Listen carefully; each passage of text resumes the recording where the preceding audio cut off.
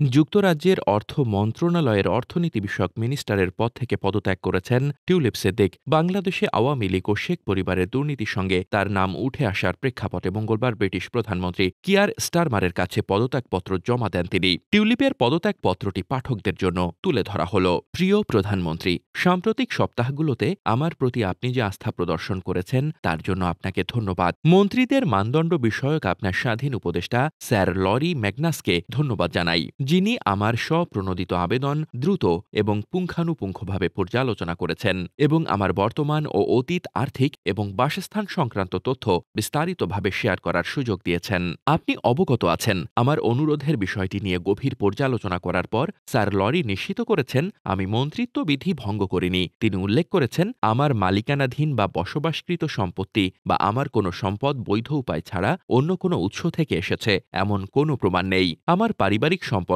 সর্বজনবিদিত এবং যখন আমি মন্ত্রী হিসেবে নিযুক্ত হই তখন আমি আমার সমস্ত সম্পর্ক এবং ব্যক্তিগত স্বার্থের তথ্য সরকারের কাছে জমা দিয়েছিলাম। কর্মকর্তাদের সঙ্গে ব্যাপক পরামর্শের পর আমাকে আমার স্বার্থপত্রে উল্লেখ করতে পরামর্শ দেওয়া হয়েছিল। আমার ফুফু বাংলাদেশের সাবেক প্রধানমন্ত্রী এবং বাংলাদেশ সংক্রান্ত বিষয় থেকে বিরত থাকা উচিত যাতে স্বার্থের আঘাতের কোনো সন্দেহ না থাকে। আমি আপনাকে বিশ্বস্ত করতে চাই, এসব বিষয়ে আমি সর্বদা সম্পূর্ণ স্বচ্ছ থেকেছি এবং কর্মকর্তাদের পরামর্শ অনুসারে কাজ করেছি। তবে এটি স্পষ্ট, অর্থনৈতিক সচিব হিসেবে আমার ভূমিকা সরকারি কাজের জন্য একটি বিভ্রান্তি তৈরি করতে পারে। আমার আনুগত্য সবসময় এই লেবার সরকার এবং তার জাতীয় পুনর্নবীনীকরণ ও রূপান্তরের কর্মসূচির প্রতি থাকবে। তাই আমি আমার মন্ত্রিত্ব থেকে পদত্যাগ করার সিদ্ধান্ত গ্রহণ করেছি। আপনার সরকারের কাজ করার সুযোগ দেওয়ার জন্য আপনাকে ধন্যবাদ জানাই। আমি পেছনে থেকে যে কোনোভাবে সরকারকে সমর্থন করতে থাকব। শুভেচ্ছান্তে টিউলিপ সিদ্দিক এমপি।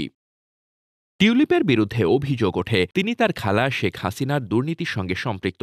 এ নিয়ে আলোচনার মধ্যে টিউলিপের ভোগ দখলে থাকা দুটি ফ্ল্যাটের তথ্য প্রকাশ্যে আসে। এছাড়া অন্তঃসত্ত্বা সাংবাদিককে হুমকি, ব্যারিস্টার আরমানের স্ত্রীকে হেনস্থা করানো সহ টিউলিপের বিরুদ্ধে বিভিন্ন অভিযোগ প্রকাশ্যে আসায় দলের ভেতরে বাইরে চাপে পড়েন তিনি। গার্ডিয়ানের সূত্র বলছে, কিয়ার স্টারমার টিউলিপ সিদ্দিককে সমর্থন করেছিলেন। অভিযোগ ওঠার পরও তিনি তাকে বরখাস্ত না করায় বিরোধী দলও সমালোচনা মুখর হয়। এদিকে টিউলিপও নিজেকে নির্দোষ দাবি করে আসছিলেন। কিন্তু ব্রিটিশ রাজনীতিতে আলোড়ন তোলা এই ঘটনায় শেষমেশ কিয়ার স্টারমার সরাসরি টিউলিপের পক্ষ থেকে সরে আসেন। বাংলাদেশের সাথে শেখ পরিবারের সম্পর্ক থেকে উদ্ভূত পরিস্থিতিতে টিউলিপকে আরও সচেতন থাকার পরামর্শ দেন স্টারমার। এদিকে পদত্যাগ করলেও টিউলিপ নিজেকে নির্দোষ দাবি করেছেন। তিনি তার সকল আর্থিক স্বার্থ এবং সম্পর্ক সম্পূর্ণরূপে প্রকাশ করেছেন বলেও দাবি করেন। তবুও বর্তমান পরিস্থিতি সরকারের জন্য বিভ্রান্তিকর হয়ে ওঠায় পদত্যাগের সিদ্ধান্ত নিয়েছেন বলে জানান তিনি।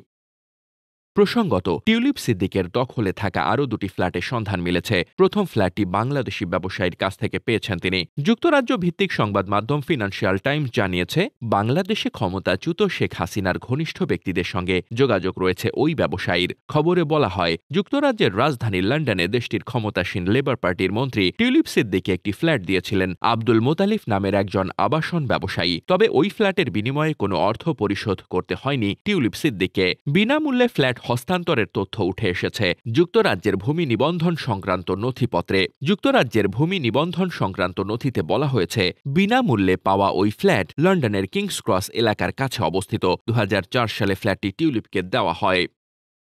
দ্বিতীয় যে ফ্ল্যাটের কথা বলা হচ্ছে তাতে টিউলিপ বসবাস করতেন। এটি তার খালা বাংলাদেশের সাবেক প্রধানমন্ত্রী শেখ হাসিনার সূত্রে পাওয়া। তবে এই ফ্ল্যাটটি সরাসরি টিউলিপকে দেওয়া হয়নি। তার বোন আজমিনা সিদ্দিক রূপন্তীকে উপহার হিসেবে দিয়েছিলেন মঈন গনি নামের একজন বাংলাদেশি আইনজীবী। তিনি হাসিনা সরকারের লোক বলে পরিচিত। এছাড়া জুলাই গণ অভ্যুত্থানে ক্ষমতাচ্যুত শেখ হাসিনার বিভিন্ন দুর্নীতিতে টিউলিপের সহযোগিতার অভিযোগ ওঠে। বাংলাদেশের শেখ হাসিনা সহ তার দলের নেতাদের বিচার শুরু হলে এ নিয়ে একের পর এক প্রতিবেদন প্রকাশ করে বিভিন্ন রাজনৈতিক সংবাদ মাধ্যম। Desk report, বার্তাবাজার।